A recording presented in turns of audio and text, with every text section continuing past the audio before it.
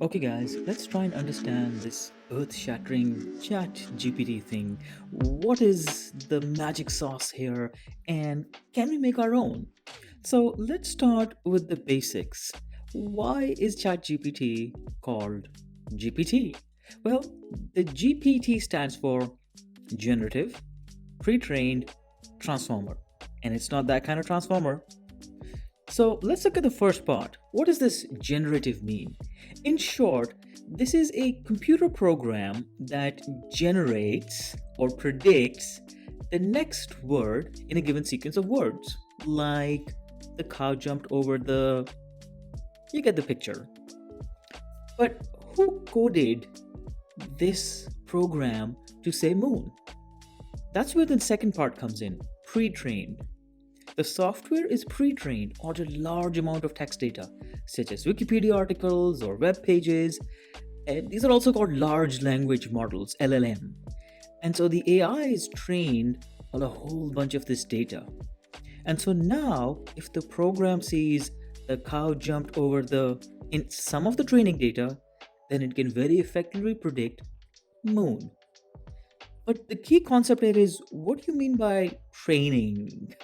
And that's where the third element comes in. That's the transformer, or specifically, transformer based neural networks. Now, a neural net is just a fancy name for a program that mimics a brain cell, a collection of digital neurons that are trying to act like a human brain. That's what a neural net is all about. So, a transformer based neural net is just a special way of connecting these digital neurons so that they have some memory or some context. So, if we change the sentence that we used earlier to in the farm the cow jumps over the, then based on how many words the neuron takes into account, the answer is either moon or fence. Because the training data reflects that. Where we see farm cow jumped, it's fence. So, a ChatGPT is a program that takes the last 25,000 words, and based on the training data, it's about 570 GB of data, 300 billion words, and it tries to guess the next word.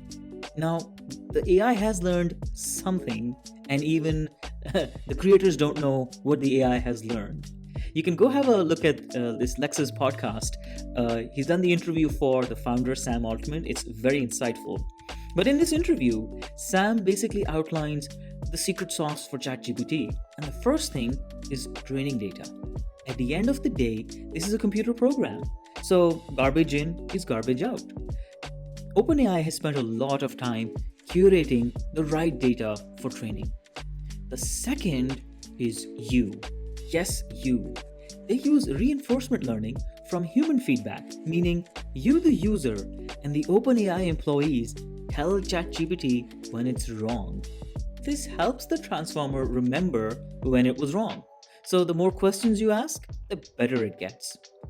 That's why there is a free tier. Remember, if it's free, then you are the product. In the next video, I'll discuss what ChatGPT can't do or can do, and maybe we'll see how we can make our own ChatGPT. Let me know in the comments below. But for now, to answer the question, can you create your own ChatGPT? The answer is absolutely yes, but it's bloody expensive. Look at the numbers on the screen. Yeah, the more training data you add, the more expensive it gets. See you next time.